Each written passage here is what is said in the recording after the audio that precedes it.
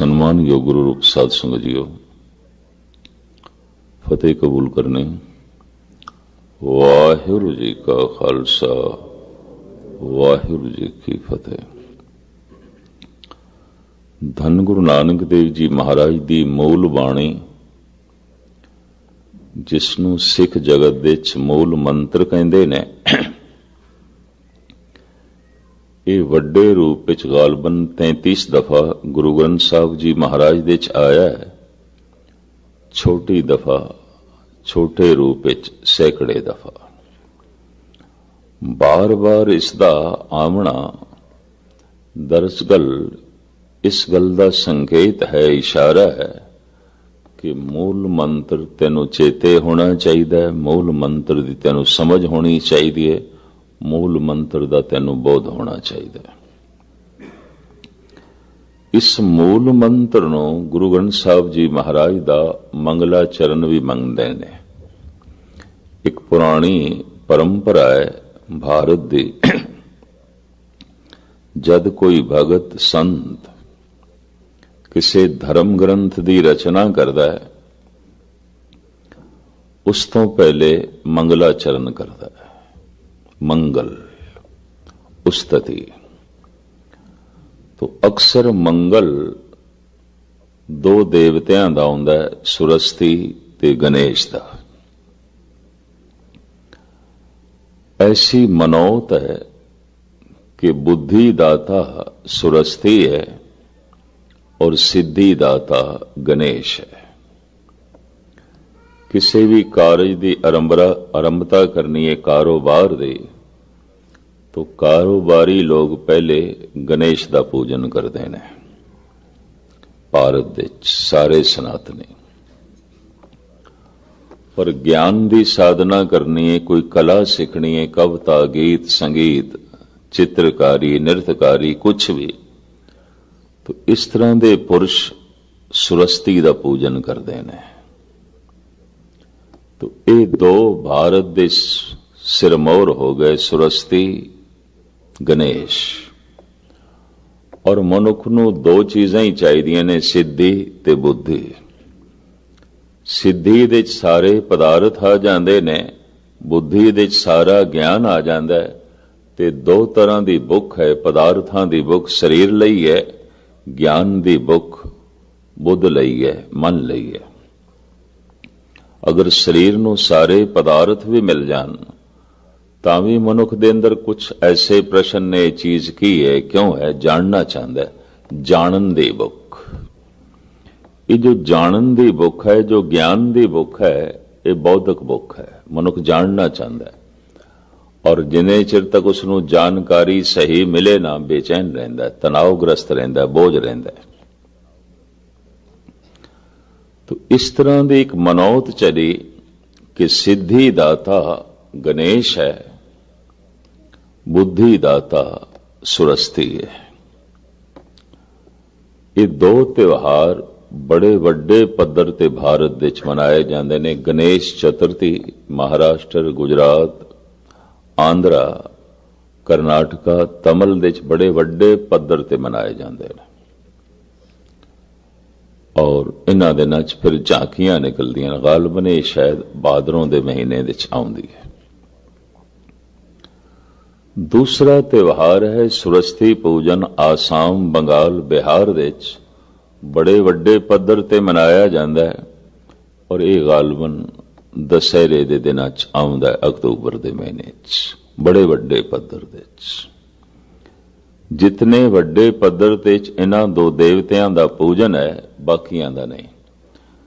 कोई दुकान दा महूरत है, मकान दा महूरत है, कारोबार दा महूरत है, तो पूजन गणेश दा।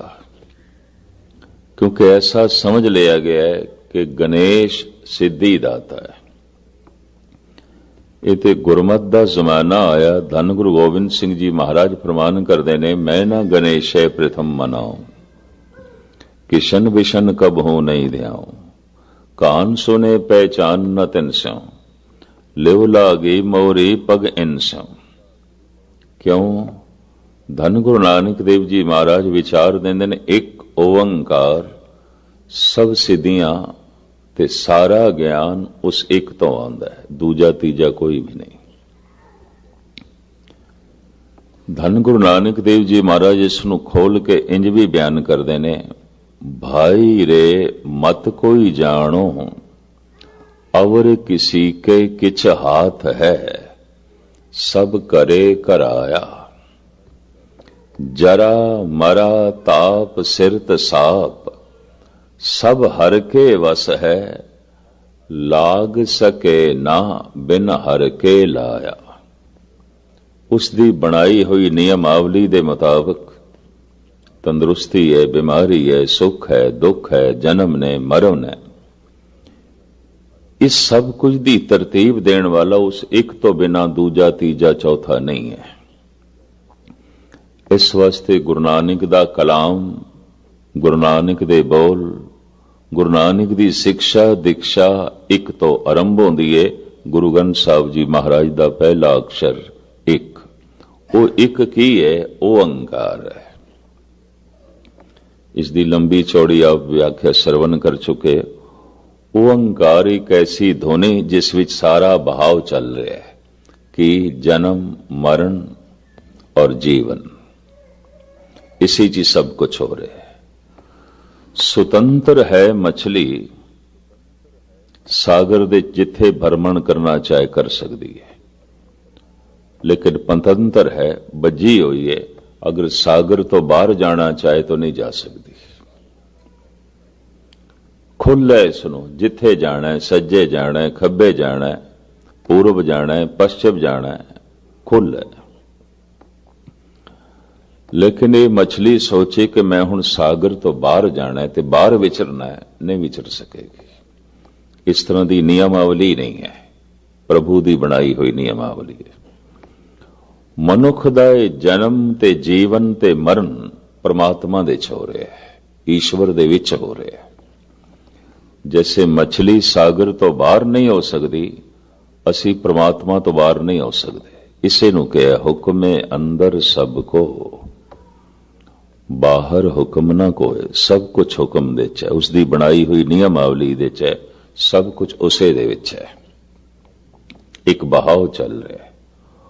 ਉਹ ਜੋ ਇੱਕ ਹੈ, ਜਿੱਥੇ ਓੰਕਾਰ ਹੈ ਉੱਥੇ ਉਹ ਸਤ ਹੈ। ਸਤ ਤੋਂ ਮੁਰਾਦ ਸਦੀਵੀ ਹੈ ਔਰ ਹੈ, ਮਿੱਥ ਨਹੀਂ ਹੈ, ਕਲਪਨਾ ਨਹੀਂ ਹੈ, ਕਹਾਣੀ ਨਹੀਂ ਹੈ, ਅਫਸਾਨਾ ਨਹੀਂ ਹੈ, ਮਿੱਥ ਨਹੀਂ ਹੈ, ਸਤ ਹੈ। ਉਹ ਜੋ ਇੱਕ ਹੈ ਓੰਕਾਰ ਹੈ, ਉਹ ਜੋ ਇੱਕ ਹੈ ਸਤ ਹੈ, ਉਹ ਜੋ ਇੱਕ ਹੈ ਨਾਮ ਵਾਲਾ ਹੈ, ਉਸੇ ਦਾ ਹੀ ਨਾਮ ਹੈ, ਅਮਿੱਟ ਨਾਮ ਹੈ, ਕਦੀ ਨਹੀਂ ਮਿਟਦਾ। ਕਹਿੰਦੇ ਨੇ ਫਲਾਣੇ ਦਾ ਨਾਮ ਬੜਾ ਉੱਚਾ ਹੋ ਗਿਆ, ਫਲਾਣੇ ਦਾ ਨਾਮ ਬੜਾ ਵੱਡਾ ਹੋ ਗਿਆ। तो ਵੱਡੇ ਹੋਣ ਤੋਂ ਮੁਰਾਦ ਕੇ ਅੱਖਰ ਜ਼ਿਆਦਾ ਜੁੜ ਗਏ ਨੇ, ਉੱਚੇ ਹੋਣ ਤੋਂ ਮੁਰਾਦ ਕੇ ਆਸਮਾਨ ਤੇ ਲਿਖਿਆ ਗਿਆ ਨਹੀਂ, ਉਸ ਦੀ ਸਮਰੱਥਾ ਵਧ ਗਈ, ਉਹਦੀ ਸ਼ਕਤੀ ਵਧ ਗਈ। ਨਾਮਣਾ ਪਰਮਾਤਮਾ ਦਾ ਹੀ ਹੈ, ਉਸੇ ਦਾ ਹੀ ਨਾਮ ਹੈ। ਪਹਿਚਾਣ ਮਾਤਰ ਵਾਸਤੇ ਵੀ ਜੋ ਨਾਮ ਦਿੱਤੇ ਗਏ ਔਰ ਮਹਾਪੁਰਸ਼ਾਂ ਦੀ ਪਕੜ ਦੇ ਚ ਆਏ, ਹਰ ਨਾਮ ਦੇ ਚੋਂ ਪ੍ਰਗਟ ਹੁੰਦਾ ਹੈ। ਇਸ ਵਾਸਤੇ ਸਾਹਿਬ ਕਹਿੰਦੇ ਤੇਰਾ ਹੀ ਨਾਮ ਹੈ, ਕਿਉਂਕਿ ਤੂੰ ਸਤ ਹੈ, ਤੇਰਾ ਨਾਮ ਸਤ ਹੈ। ਅਗਾਂਹ ਚੱਲ ਕੇ ਸਤਿਗੁਰ ਕਹਿੰਦੇ ਨੇ ਉਹ ਜੋ ਇੱਕ ਹੈ ਉਹ ਕਰਤਾ ਹੈ, ਕ੍ਰਿਤ ਨਹੀਂ ਹੈ। ਕਿਸੇ ਦਾ ਬਣਾਇਆ ਹੋਇਆ ਨਹੀਂ, ਸਭ ਕੁਛ ਨੂੰ ਬਣਾਉਣ ਵਾਲਾ ਹੈ। ਕੀ ਕੁਛ ਬਣਾਉਂਦਾ ਹੈ? ਧੰਨ ਗੁਰੂ ਗੋਬਿੰਦ ਸਿੰਘ ਜੀ ਮਹਾਰਾਜ ਕਹਿੰਦੇ ਨੇ ਸਭ ਕੋ ਕਾਲ ਸਭਨ ਕੋ ਕਰਤਾ। ਸਭ ਨੂੰ ਬਣਾਉਣ ਵਾਲਾ, ਸਭ ਨੂੰ ਮੇਟਣ ਵਾਲਾ। ਸਭ ਕੋ ਕਾਲ ਸਭਨ ਕੋ ਕਰਤਾ, ਰੋਗ ਸੋਗ ਦੋਖਨ ਕੋ ਹਰਤਾ। ਇੱਕ ਚਿਤ ਜਾਏ ਇੱਕ ਛਿਨ ਧਿਆਇਓ, काल फास के बीच न आयो। तो ईश्वर कृत नहीं है, करता है। जिथे सब कुछ उसदी कृत है, असी भी उसदी कृत। ये हाथ पैर भी उसदी कृत, ये दिल दिमाग भी उसदी कृत। तो मैं दोहरा देवां, सब कुछ हो रहा है, कीता नहीं जा रहा। करता वो इको है, उस तो हो रहा है। मनुख ऐसा समझे मैं कीता है तो एक कर्तापन प्रगट हो गया। इस नूं सतगुरु कहंदे ने करम करत होवे नह करम। उन ते धर्म दे बहुत सारे पहलू बड़े बारीक ने, अभ्यासियों तो बिना समझ च नहीं आवेगी। ये विषय बहुत बारीक है। करता तू नहीं है, वो है तो किसी चीज का भी करता नहीं है। हो रहा है सब कुछ, कीता नहीं जा रहा। कर्म करत होवे न कर्म तिस बैसनो का निर्मल धर्म। जद मनुख दे अंदर करतापन मिटदा है, कहंदे ने करतार प्रगट हो जाता है, ईश्वर प्रगट हो जाता है, मनुख दी मैं मिट जाती है। मनुख करता है, इसे दे आसरे ते इसका हंकार रहिंदा है, ते मनुख दा करतापन जितना खत्म होंदा है, इसका हंकार उतना मिटदा है। ते जिस दिन कह देंदा नहीं सब कुछ हो रहा है, कीता नहीं जा रहा। जैसे असी मकान बनाते हैं, पर मकान तो पुछदे नहीं तू बनना भी चाहना है कि नहीं, ते जे उन्होंने ढाना होवे ते पुछदे नहीं तू गिरना भी चाहना है कि नहीं। कोई परमात्मा ने साथों नहीं पूछया तू जमना चाहना है कि नहीं, और तू मरना भी चाहना है कि नहीं। मौत भी होवेगी, जन्म भी होया है, पर जन्म मरण हमरे वस नाई। जोर न जीवन मरण न जोर। न जन्म दे साडा जोर, न मरण दे साडा जोर। ये जन्म मरण एक हुक्म है। जमण मरना हुक्म है, भाणे आवे जाए। न जन्म साडे हथ च, न मरण साडे हथ च। ते जे जन्म साडे हथ च नहीं, मरण साडे हथ च नहीं, जीवन भी साडे हथ च नहीं। हो रहा है सब कुछ, कीता नहीं जा रहा। इसनूं एक छोटी जी गाथा राही मैं स्पष्ट करने की कोशिश करा। किसे धार्मिक विद्वान ने इस कहानी दे राही, इस गाथे दे राही समझाने की कोशिश की थी। ट्रेन दे एक मुसाफिर सफर कर रहा है, पर उसने अपना अटैची, अपना सूटकेस सिर ते रखे हुआ है। बैठा ट्रेन दे च, कोल नाल बैठिया नूं तरस आ गया भी पुरखा रख दे किसे एक पासे, किसे रैके च रख दे, किधरे भी रख दे, सीट दे पिछे रख दे। सिर ते तू क्यों चुकया इतना बोझ? कहंदा ट्रेन ते बोझ वध जाएगा, साडा ही बोझ काफी है। ते हुण कौन दसे जिस ट्रेन ने तैनू चुकया होया, सूटकेस उसे ने चुके होया, पर यह समझदा नहीं मैं चुके होया। ट्रेन का बोझ जरा हल्का हो जाए, ट्रेन दे ते बोझ ना पाइए। कुछ भी मनुख ने नहीं चुकया होया, यह भी मैं अर्ज कर दिया। जिसने सानू चुकया होया है, जिस दे आसरे ते असी चल रहे हैं, उसे दे आसरे ते सब कुछ चल रहा है। जद मनुख ऐसा कहता है कि मेरे आसरे ते चल रहे है, अज तो कोई 25-30 साल पुरानी गल है। दिल्ली विच एक बंदे ने इस तरह मैनू आख्या, ज्ञानी जी जे मैं ना आवां ते स्कूल बंद हो जाए, तो मैं ना आउंदा ते जलूस नहीं निकलना सी, बंद हो जाना सी, और मैं ना आउंदा ते ये गुरुद्वारा मुकम्मल भी नहीं आना सी। ये 3-4 गल्लां इको ही साध विच कह गए। मैं ना आउंदा ये जलूस नहीं निकलना सी, ये स्कूल नहीं चलना सी। ते मैं उसनूं कह बैठा किधरे, मैं कहा तू मर के देख, सब कुछ होंदा रहेगा, स्कूल भी चलता रहेगा, जलूस भी निकलते रहणगे, गुरुद्वारे भी बनते रहणगे, सब कुछ होंदा रहेगा, तू मर के वेख। मैनू कहन लगा तुसी ज्ञानी कथावाचक, थोड़े मूँह गल शोभा नहीं देंदी। तो मैं कहा मैं भी कहना थोड़े मूँह गल शोभा नहीं देंदी जिहड़ी आखी है तुसी। जगत दा करता तू नहीं है, केती गई देख बाजे बजाए, वही एक ऐसी जो साचा खुदा है। पता नहीं तेरे जैसे कितने आए थे चले गए। वही एक रहसी जो साचा खुदा है, करता ते हो है। तू ते निमित्त मात्र है, और कह दईए निमित्त भी उसे ने बनाया है। निमित्त कहते ने जिस दे राही होवे। इस दे उत्ते न्याय शास्त्र दे करता गौतम ने बड़ा जोर दिता है। वो कहता जैसे कुमार करता है घड़े दा, पर कारण नहीं है। कारण ते मिट्टी है। अगर मिट्टी ना होवे तो फिर कुमार घड़ा नहीं बना सकता। सुनार गहणियां दा करता जरूर है, पर कारण नहीं है। कारण ते सोना है। अगर सोना ना होवे तो किस तरह बनाएगा? गहने किस तरह बनाएगा? धातु ही नहीं है तो गहने किस तरह बनाएगा? तो सुनार करता जरूर है, कारण नहीं है। कुमार घड़े दा करता जरूर है, कारण नहीं है। फिर अगे एक होर दलील देंदा है, एक करता, एक कारण, एक निमित्त कारण। निमित्त उपादान कारण। कहता कुमार भी नहीं बना सकेगा, मिट्टी भी है, कुमार भी है, पर कुमार मिट्टी चो भी नहीं बना सकेगा, क्योंकि मिट्टी ते कारण है ना। अगर निमित्त उपादान कारण ना होवे, घुमदा होया चक ना होवे, तो किस तरह बनाएगा? हाथ च बनाएगा। सुनार भी सोने दे चो गहने नहीं बना सकेगा अगर उसदे कोल औजार नहीं ने। निमित्त उपादान कारण। तो न्याय शास्त्र दा करता किसी भी कृत नूं तीन हिस्सियां च वंडदा है, करता, कारण ते निमित्त उपादान कारण। तिन्हां दा संजोग जुड़दा है। किसी दी सिरजना आउंदी है, रचना आउंदी है, उंज नहीं।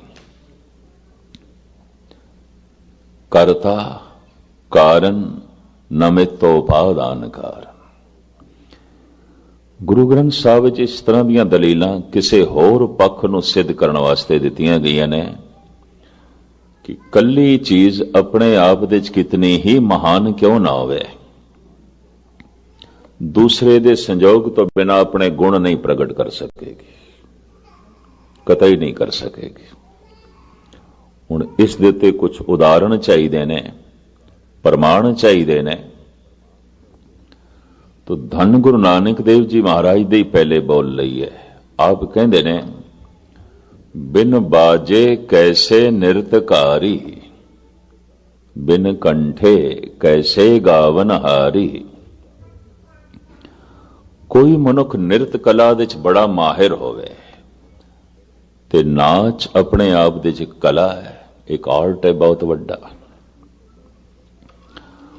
पर सतगुरु कहंदे ने जे किधरे वाजे नहीं वज रहे, ताल नहीं पूरे जा रहा, तो ये नाच नाच नहीं है, छाला मारना है, टपना है, नचना नहीं है। ये तो टपना है। नचना तो वह होंदा जो ताल दे च होवे, टपना वह होंदा जो बेताला। तो नृतकार नूं ताल चाहिए, नृत नूं ताल चाहिए, दोहां नाल फिर गल बनदी है। बिन कंठे कैसे गावन हारी।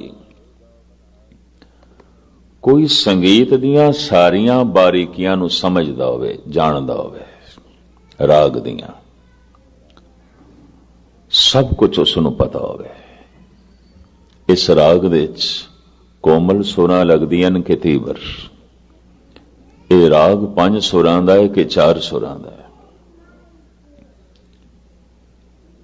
और हर तरह के उतार चढ़ाव का इसनूं पूरा ज्ञान होवे। लेकिन राग नूं प्रगट करन लई कंठ नहीं है, गला नहीं है, तो किस तरह प्रगट करेगा? सारी जानकारी बेमैनी हो गई। झील बिना कैसे बजे रबाब। रबाब एक ऐसा ईरानी सूफी फकीरां दा साज है जिहड़ा गुरु नानक देव जी महाराज नूं बड़ा प्यारा लग्या। दे च सुर भी है ते ताल भी है। रबाब वज रही होए ते रबाब दे उत्ते अगर कोई गा रहा है, तबला नहीं है तां भी कम चलेगा, ढोलक नहीं है तां भी चलेगा, मरदंग नहीं है तां भी चलेगा, क्योंकि रबाब एक ऐसा साज है जिस विच सुर भी है ते ताल भी है। सिर्फ रबाब की धुन दे उत्ते गा भी रहे होंदे ने, अखवानी नच भी रहे होंदे ने, क्योंकि सुर भी है ताल भी है। ये साज धन गुरु नानक देव जी महाराज नूं बहुत प्यारा लग्या, बहुत चंगा लग्या, यही नाल रखिया। पर रबाब चाहे कितना सोहना होवे, खूबसूरत होवे, उहदियां तारां सारियां सुर दे चौवन बजियां होईयां होवन, पर हथ दे झील और लोहे का टुकड़ा नहीं जिस नाल वजदा है, तो महाराज कहते रबाब पिया रह जाएगा उस झील तो बिना। झील बिना कैसे बजे रबाब। कोई चीज अपने आप दे कितनी ही महान क्यों नहीं है और गुण रखदी होवे, समर्था रखदी होवे, दूसरे दे संयोग तो बिना वो अपने गुण ते कला नूं प्रगट नहीं कर सकेगी। इसनों भाई साहब, भाई गुरदास जी ने तो बिल्कुल आलमाना ढंग नाल बयान किया है। भाई साहब कहते ने, जैसे बिन पवन कवन गुण चंदन ले, बिन मैलागर पवन कतबास है। फुल्लां दे च महक है, अतर सेंट मनुख ने कपड़ियां नूं लाया होवे, चंदन दे च खुशबू है, पर हवा ना होवे तो कुछ भी नहीं पता चलेगा। फुल्लां दी महक पवन दे मोंडियां ते असवार होके दूर दूर तक जाती है। कपड़ियां नूं लाया होया अतर सेंट पवन दे मोंडियां ते असवार होके सानू मुअत्तर करदा है, दूसरियां नूं मुअत्तर करदा है। हवा ही नहीं तो भाई साहब कहते चंदन दी खुशबू चंदन दे विच रह जाएगी। ते चंदन तां ही चंदन है कि इसकी खुशबू बाहर प्रगट होवे। ते जी खुशबू चंदन तो बाहर प्रगट ही नहीं हुई तो चंदन ते एक आम लकड़ दे फर्क की है? फिर तो कुछ भी नहीं है। शेख सादी साहब कहते ने, ऊद गरबो ना बाशद हैजम अस्त। अगर चंदन दे खुशबू ही नहीं है तो फिर वो एक आम लकड़ है, उसनों चंदन कहने की लोड़ ही नहीं है। ऊद गरबो ना बाशद हैजम अस्त। लेकिन चंदन की खुशबू जो चंदन दे विच है, पवन दे मोंडियां ते असवार होके ही दूर दूर तक फैलती है, उंज नहीं। तो चंदन अपने आप दे कितना ही महान क्यों ना होवे, इहदी महानता नूं प्रगट करन लई पवन चाहिदी है, हवा चाहिदी है, वरना नहीं। ये अपनी महानता नहीं प्रगट कर सकेगा। पर हवा नूं भी सुगंधित होण लई, मुअत्तर करन लई चंदन चाहिदा है, फुल चाहिदे ने, सेंट चाहिदा है। उंज हवा भी खुशबूदार नहीं हो सकेगी। जे हवा ने सुगंधित होना है तो चंदन ते फुल चाहिए ने, ते फुल ते चंदन ने अपनी महक दूर दूर तक फैलानी है तो फिर पवन चाहिए, हवा चाहिए। एक दूजे नू एक दूजे का आसरा चाहिए। ये आसरा तोड़ दो तो दोवें बेमैनी हो जाते हैं। दूसरी दलील दी है भाई गुरदास जी ने, जैसे बिन बोहत खेवट से ना पार परे, बिन खेवट बोहत कत विसास है। जैसे बिन वैद औखद गुण गोप होत, बिन औखद वैद रोगे ना गरास है। जड़ी बूटियां दवाइयां च बहुत सारे गुण होंदे ने, परमात्मा ने पाए ने, ईश्वर ने पाए ने, लेकिन कोई वैद नहीं है, कोई बूटी दी सूझ समझ वाला नहीं है तो बूटी दे गुण उस दे विच ही रह जाणगे, नहीं प्रगट होणगे। कोई इतनी कीमती जड़ी बूटी बेमैनी, किसी कम दी नहीं। मैं एक प्रत्यक्ष करिश्मा देखिया सी, काफी मुद्दत हो गई। अमरनाथ जा रहे सी ते गालबन 22-23 हज़ार फुट की बुलंदी दे उत्ते ये तीरथ है कश्मीर दे। सिसु घाटी कोई गालबन 20,000 फुट उच्ची है, सारा बर्फ ते चलना पैंदा। 25-30 साल पुरानी गल मैं कर रहा, ते ठंड नाल मैं जकड़ गया। ये सफर 3 दिनों का है, ते रात मैं सौ भी ना सकिया, क्योंकि रस्ते च पड़ाव करने लई सिवाए तंबू खैमियां तो होर कुछ भी नहीं। भावें कपड़े मैं बड़े पाए, कंबल 2-2, 3-3, लेकिन ठंड ने मैनू सौण ना दिता। खैमे दे च तंबू दे च ठंड बड़ी। सवेरे जो चलन लगे ते मेरियां उंगलियां ही ना खुलन, ते मैं नाल दे साथियां नू कहा, 4-5 आदमी नाल सन, साधु सन, मैं कि चलना मेरा बड़ा औखा है, इन्नी ठंड और फिर बर्फ ही बर्फ है, और अजे वाट बड़ी लंबी। मैनू कहने लगे, उस सामने बर्फ दे थले एक बूटी देखदा, ये तोड़ ले। मैं तोड़ ली। कहने लगे खा जा। उन्हों मैं खा लिया। कौड़ी जरूर सी। कहने लगे सिर्फ 5 मिनट खड़ा रह, फिर तू चलन जोगा हो जाएगा। और मैं करिश्मा देखिया, इतनी ठंड दे च, इतनी सीत लहर दे च मैनू पसीना आ गया। कहने लगे हुण चल। ऐसी बूटियां वो मैनू कहने लगे, जे एक दिन खा लीए 3-3, 4-4 दिन भुख भी नहीं लगती। फिर मैनू समझ आई है, जिहड़े गंगोत्री दे च, बदरी नारायण दे साधु रह जांदे ने, सारा साल कट लैंदे ने, ते कोई जांदा नहीं उस पासे, गालबन 6 महीने। मैं कहना बूटियां दे आसरे ते ही कटदे ने। ऐसा मैं अपना अंदाजा लाया। मैं कहा ऐसी कीमती जड़ी बूटियां, लेकिन वैद जानकार तो बिना उन्हां दे गुण उन्हां दे विच ही रह जांदे ने, मर जांदे ने। जड़ी बूटी दे गुण प्रगट होंदे ने वैद करके, पर वैद दे गुण प्रगट होंदे ने जड़ी बूटी करके। एक रोगी बंदा है, बीमार बंदा है, वैद कोल चला जाए तो वैद ते बैठा है, दवाई कोई नहीं उहदे कोल।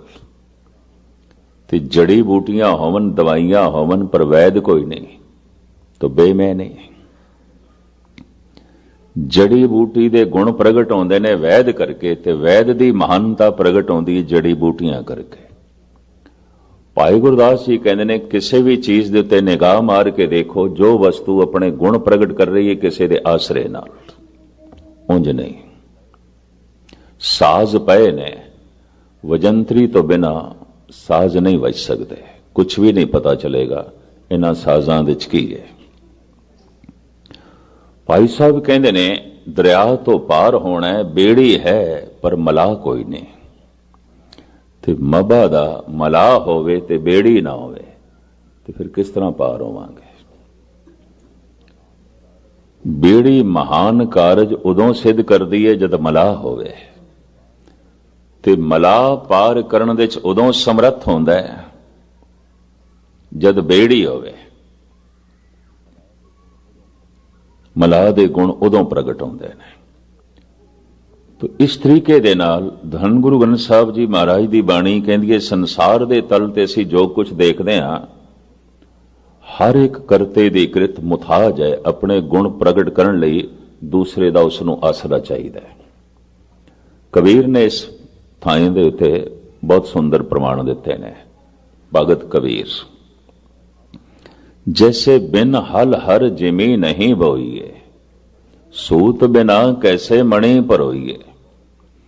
मनुख कोल बहुत वधिया धरती है, चंगी धरती है, पर बीज नहीं है बोण लई, तो धरती बेमैनी। वधिया तो वधिया इस कोल बीज है, पर धरती नहीं है। तो हथेली ते सरसों थोड़ी जमदी है, सिर्फ कहानियां ही ने भी हथेली ते सरसों जमा दिती, हथेली ते नहीं जमदी होंदी। बीज नूं फल तक अपणन लई जमीन चाहिदी है। बीज नूं फल तक पहुंचण लई जमीन चाहिदी है, धरती चाहिदी है। जैसे बिन हर हर जिमी नहीं बोइए, सूत बिना कैसे मणि परोइए, कुंडी बिन क्या गंठ चढ़ाइए, साधु बिन तैसे अवगत जाइए, जैसे मात पिता बिन बाल न होई, बिंब बिना कैसे कपड़े धोई। पिता तो बिना कोई मां नहीं हो सकती, और मां तो बिना कोई पिता नहीं हो सकता किसी बच्चे का। भगत कबीर। जैसे मात पिता बिन बाल न होई, बिंब बिना कैसे कपड़े धोई। साबण है और अच्छे तो अच्छे वाशिंग पाउडर होवन, पर पानी नहीं है, बिंब पानी। तो भाई साहब जी कहते ने साबण बेमैनी। कबीर, कपड़े की मैल किस तरह निकलेगी। ये चंद मैं थोड़े सामने उदाहरण रखे ने, और ये उदाहरण न्याय शास्त्र दे करता गौतम ने दिते ने। कहते जिथे तक मैं संसार विच देखदा, एक वस्तु दूसरे दे आसरे ते खड़ी है, वो आसरा उस कोल खो लईए, वो कम करनों रह जाती है, नहीं कर सकेगी, खो जाएगी, मिट जाएगी। चाहे सूक्ष्म जगत है, चाहे अस्थूल जगत है, एक दूजे दे आसरे नाल चल रहे। इस दी इन्हां ही दलीलां नूं पकड़ के कुछ एक ने कह दिता, शायद फिर परमात्मा नूं भी आसरे की लोड़ है। तो पता उन्होंने की आख्या, नास्तिक लोगों ने, चलो परमात्मा नूं करता मन लैंदे आ, कारण नहीं है, वो कारण नहीं है। और दलील, घड़े दा करता कुमार जरूर है, कारण नहीं है, कारण ते मिट्टी है। फिर नमितो उपादान कारण, चलो मिट्टी भी होवे तां भी कुमार नहीं बना सकता, घुमदा होया चक चाहिदा है, सोटा चाहिदा जिस नाल चक घुमदा है ते घड़े बनदे ने। करता मन लैंदे आ गहणियां दा सुनार नूं, पर कारण नहीं है, कारण ते सोना है। और ना होवे सोना तो किस तरह बनाएगा। तो चलो सोना भी होवे, कारण भी होवे, तां भी नहीं बना सकेगा अगर औजार नहीं ने, निमित्त उपादान कारण नहीं है।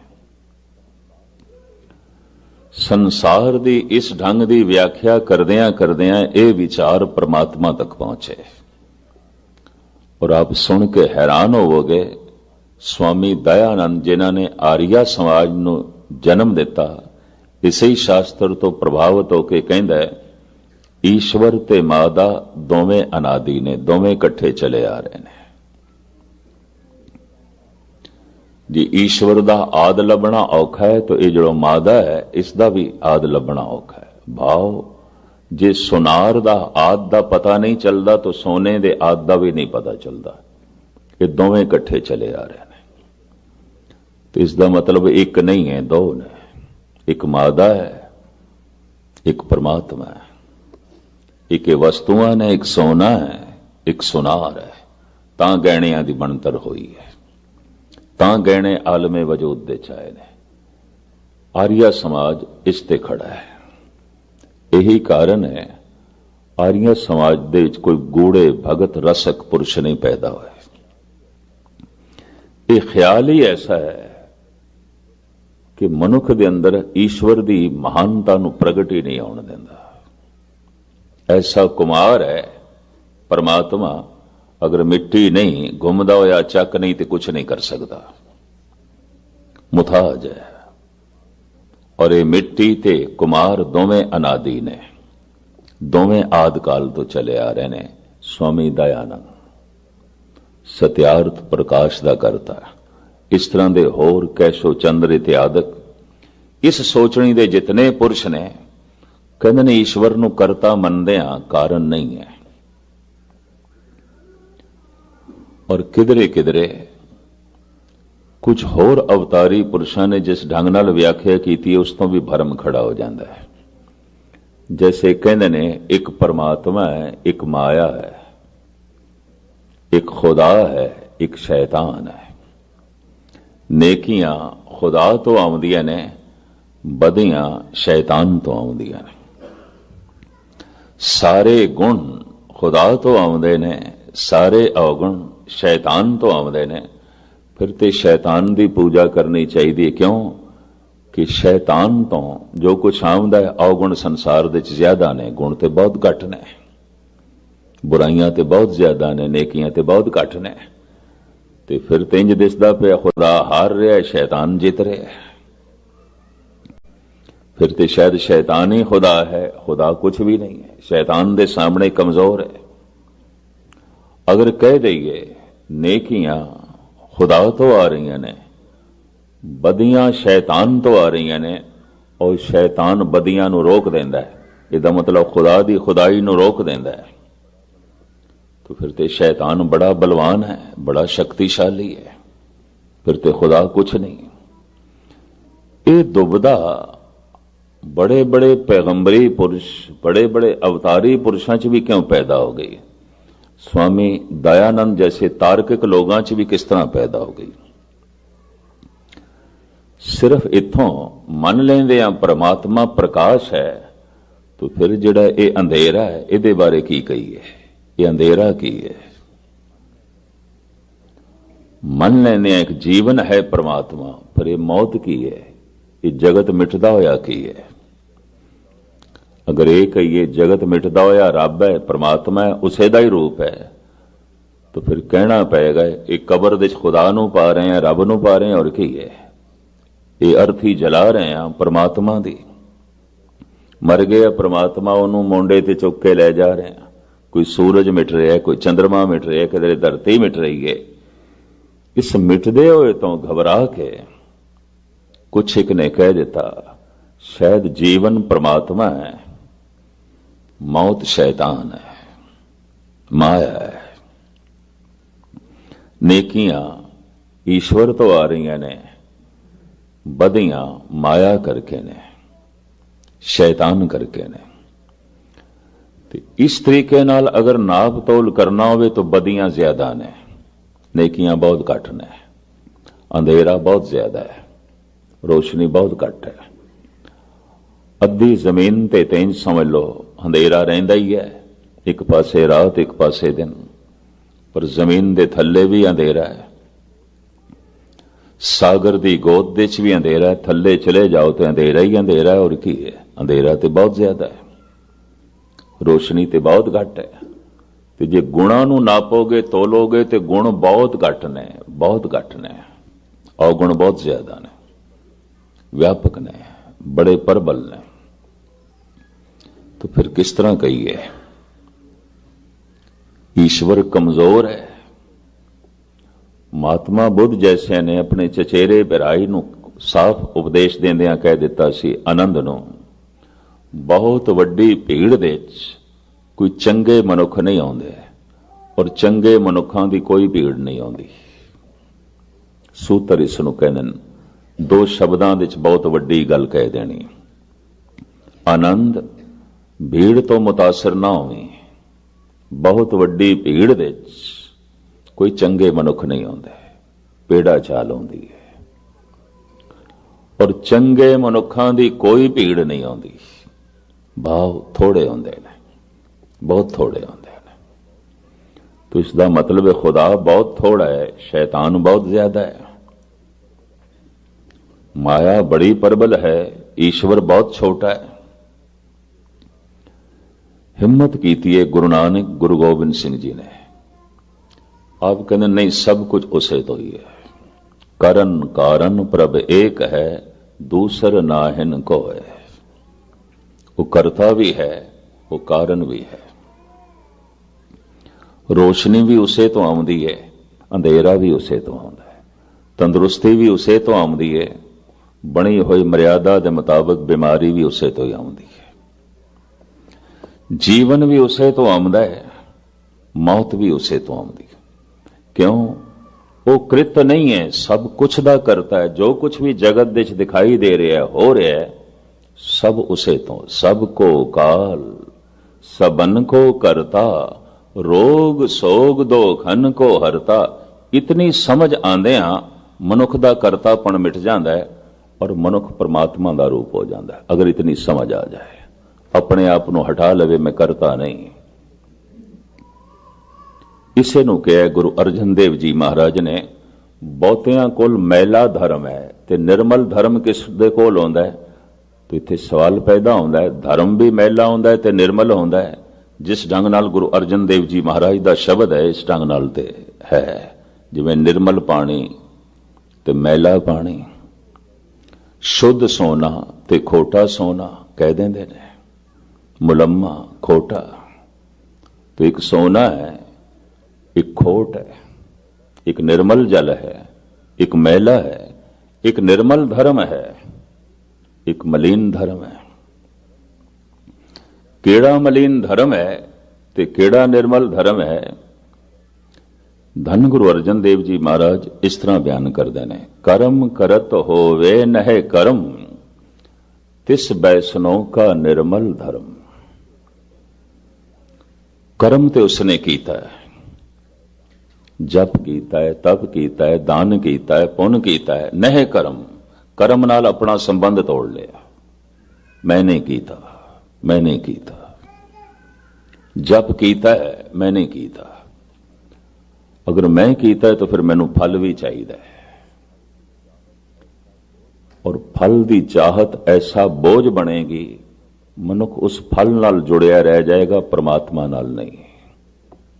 उम्मीद है गल दिमाग दे च बैठी होगी जरूर। कर्म करत होवे नहे कर्म, मैं एक कर्म कीता है, एक बीज बोया है, एक कर्म कीता है, और कीता है फल दे लई। तो मैं जुड़ गया फल दी चाहत नाल, फल नाल ही जुड़ गया। दान कीता, दान दा एक फल अंदर कल्पना कीती किसे सुख दी, तो मैं तो उसे सुख नाल जुड़िया रह गया, परमात्मा नाल ते जुड़िया नहीं। मैं जप कीता, मैं तप कीता, मैं बाणी पढ़ी, बदले च मैं कोई कामना रख ली, मैं तो अपनी कामना नाल जुड़िया रह गया, रब नाल ते जुड़िया ही नहीं। तो साहब कहते ने मैला धर्म है। अगर ये दान भी है तो मैला है, अगर ये ज्ञान भी है तो मैला है, अगर ये सेवा भी है तो मैली, शुद्ध नहीं है, पवित्र नहीं है। धर्म नू किधरे इतनी सौखी खेड ना समझ लेना। मंदिर मस्जिद गुरुद्वारियां दे जे थानू इकट्ठ दिखाई देंदा है, ये धार्मिक होने की कोशिश करने वालियां दा इकट्ठ है। धार्मिक हो गए ने, ये कोई लाजमी नहीं है, कोई जरूरी नहीं है।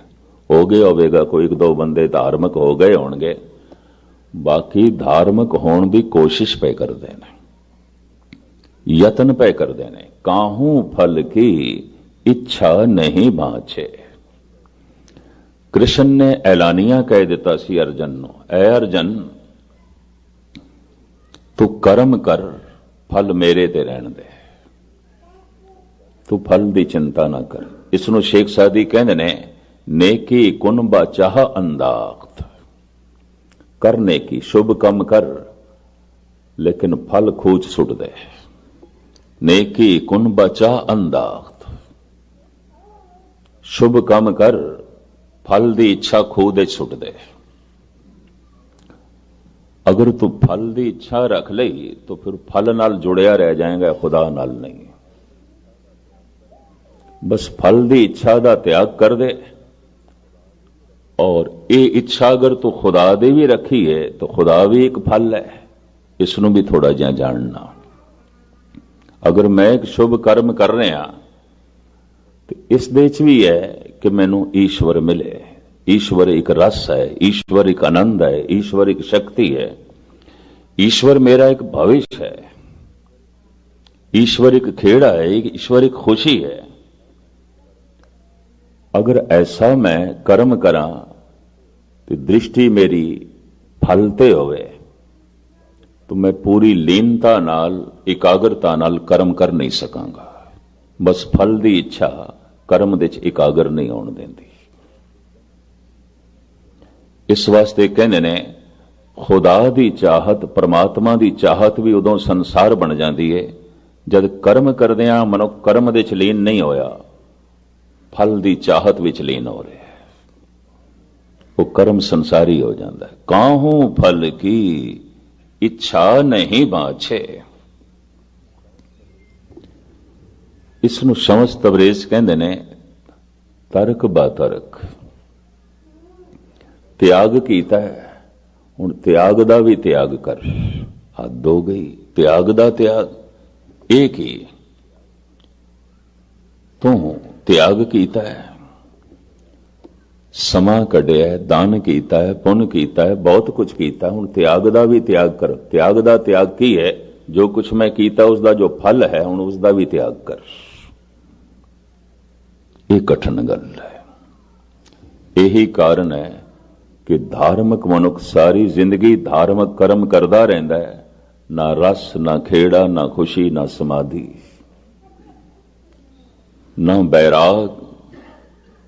बेरसी नाल बाणी पढ़दा, बेरसी नाल कीर्तन सुनदा, बेरसी नाल कथा कीर्तन करदा है, बेरसी नाल गुरु कोल बैठदा है। क्योंकि फल, वो जिहड़ी फल की इच्छा है कर्म दे च लीन नहीं होण देंदी है। और इस इच्छा नूं एक पासे करिए तो कर्म ही भगवान बन जाता है, कर्म ही परमात्मा बन जाता है, कीर्तन ही ईश्वर बन जाता है, पाठ ही परमात्मा बन जाता है, जप ही ईश्वर बन जाएगा, सेवा ही ईश्वर बन जाएगी। सेवा विचों ही ऐसी मस्ती, ऐसा सरूर मिल सकता है, ये इच्छा ही नहीं रहेगी परमात्मा मिले, क्योंकि सेवा दे च उसकी झलक मिल जाएगी। और मैं अक्सर अर्ज करदा हुंदा, अगर ऐसा अंदरों कुछ ना हो सके तो चलो बाहरों पहले कोशिश करो। लंगर बना रहे हो तो यह सोचो गुरु ਲਈ बना रहे हैं, किसी ਲਈ नहीं, परमात्मा ਲਈ बना रहे हैं। वंडन लगो तो परमात्मा नूं छका रहे हैं। गुरु ग्रंथ साहब कोल बैठो, परमात्मा कोल बैठे हैं, ईश्वर कोल बैठे हैं। तो जद हुण ईश्वर कोल बैठे हैं तो हुण कादी इच्छा? सर्व शक्तिमान कोल बैठे हैं, अंतरयामी दे कोल बैठे हैं। हुण जे तू अपनी इच्छा सामने रख तो इदा यह मतलब है रब नूं कुछ भी नहीं पता। वो कोई सियाणी मां नहीं है जिन्हों इतना ही ना पता होवे कि इस बच्चे दी लोड़ां की ने। ये पंगूड़े जो बच्चा पिया खेडदा पिया इहदी लोड़ां की ने, जिस मां नूं इतना ही नहीं पता तो शायद वो मां अखवाण दा ते फिर हक भी नहीं रखती। क्या परमात्मा नूं साडी लोड़ां दा भी नहीं पता? जे तू अपनी सियाणप उसदे अगों रखदा पिया और अगर इच्छा रखी तो तू अपनी लोड़ां नाल फल नाल ही जुड़िया रह जाएगा और हंकार बनिया रहेगा। दान करके, ज्ञान करके, कथा करके, कीर्तन करके बार बार हंकार ते प्रगट होवेगा, निरंकार नहीं। क्योंकि तू करता बने हुए तो करता तू है नहीं, तू कृत है, उसदी कृत है। इच्छा एक पासे कर तो करता प्रगट होवेगा, तो जे इच्छा एक पासे नहीं कीती तो फिर तू ते प्रगट होवेगा, हंकार ते प्रगट होवेगा, निरंकार नहीं। इसनों कोई होर चंगे शब्द ते मैनू मिल नहीं रहे। इन्ना ही कहां, कर्म करत होवे न कर्म, कर्म ते तू कर। क्यों? तेनू कर्म करन लई, कर्म तू प्रगट कर सके, हथ दिते न, पैर दिते न, दिल दिता है, दिमाग दिता है, सारी कृत है। इस दे राही कर्म हो सकता है और कर्म तू कर सकता है। ते कर्म करन दी चूंकि समर्था उसने दिती है, इस वास्ते तू निमित्त मात्र है, तो कुछ भी नहीं है। जैसे ये मेरियां दो अखां ने, मैं बंद करके भी चल सकदा, खोल के भी चल सकदा। पर मैं खोल के चला, मैं बंद करके चला, एक कला मैनू परमात्मा ने दी है। पर जब मैं बंद करके चला तो भटक जावांगा, ठोकर खा जावांगा, चोट लग जाएगी। ये जो हुण मैनू चोट लगी है इसका जिम्मेवार मैं हाँ, परमात्मा नहीं। क्योंकि अजे करतापन मेरा है। मैं अख खोल के भी चल सकता सी और चलन लग्या। सुभाव यह होना चाहिए अख खोलनी है, इस वास्ते तो अख ते दिती है, वरना अखां की लोड़ की सी। दरख्तां नूं उसने अखां नहीं दित्तियां, पत्थरां नूं उसने अखां नहीं दित्तियां। हालांकि जीव जंतु इन्हां दे च भी मन ले गए ने, गुरबाणी ने मन्ने ने। नहीं लोड़ सी, दरख्त चलते नहीं ने, तू चलदा है, इस वास्ते तेनों अखां दित्तियां ने, ते तू आखे हुण मैं अखां बंद करके चलना है, ठोकर खा जाएगा, गिर जाएगा, चोट लग जाएगी। इस जिम्मेवारी परमात्मा दी नहीं होगी। बस इतनी सूझ समझ तू प्राप्त कर सकदा है, और तू प्राप्त कर सकदा है इतनी खुल परमात्मा ने दिती है। चूंकि खुल भी परमात्मा दी दिती हुई है, इस वास्ते मेरा कुछ भी नहीं और मैं कुछ भी नहीं, सब ईश्वर, सब परमात्मा। मेरा मुझ में किछ नहीं, जो कुछ है सो तेरा। इस अवस्था दे मनुख जद पहुंचदा है तो की शुभ की अशुभ, की शैतान ते की भगवान, सारा एक रूप दिखाई देता है। की अंधेरा ते की प्रकाश, सब उस एक तो आया दिखाई देता है। वो जो एक है, वो ओंकार है, वो सत है, वो नाम वाला है और वो करता है। पर ऐसा करता जो पुरख है, अपने कृत दे च बैठ गया, हस्ती कीटी त्रिड़लो आदंग, एक अखंडत बसे अनादंग। जी हथ उसकी किरत है, साड़ी किरत नहीं है, तो हत्थां दे च ओही है। जबान उसकी किरत है, उसकी बनतर है, तो जबान दे च ओही है। दिमाग उसकी किरत है, तो दिमाग दे च ओही है। इतना बोध आ जाए तो करतापन साडा हट जाता है, वो करता प्रगट हो जाता है। गल इतनी नहीं है। इसे नूं कहंदे ने अपना करतापन अगर प्रगट हो रहा है तो सारी धार्मिक साधना व्यर्थ जा रही है। अपना करतापन मिटदा जा रहा है तो करता प्रगट होंदा जा रहा है, बस यही सफलता है, यही सफलता जो है मिल रही है। इत्थे तक ते धन गुरु नानक देव जी महाराज ने परमात्मा की होंद बयान की है। अगे आप कहते ने उहदा सुभाव, उहदे सुभाव विच तीन चीज़ां नहीं ने, निरभव, निरवैर, अकाल। समा नहीं है, वैर नहीं है, भय नहीं है। परमात्मा दे च ये तीन चीज़ां नहीं ने। है कि उस दे विच ये लंबी चौड़ी गाथा है, बयान नहीं की जा सकती। सारे भगतां ने कहा है वो की है, बयान नहीं कर सकते। हाँ, वो की नहीं है तो कह सकते हैं। वो की नहीं है ऐसा तो भगतां ने कह देंगे हैं, पर वो की है नहीं कह सकते। यही कारण है कि एक साइंटिस्ट के सामने अज के युग च एक भगत बेमै नहीं है। एक साइंटिस्ट जो कुछ कहता है, प्रूफ देता, सबूत सामने रखता है। एक भगत जो कुछ है उसके बारे कोई सबूत नहीं दे सकता, और सबूत प्रत्यक्ष रूप तो एक पासे बोल के भी नहीं दे सकता, बयान भी नहीं कर सकता। क्या हूं कथी कथे, कथ देखा मैं अकथ ना कथ ना जाए। जो मैं देखे है मैं कह कह के थक गया, मैं नहीं कह सकता।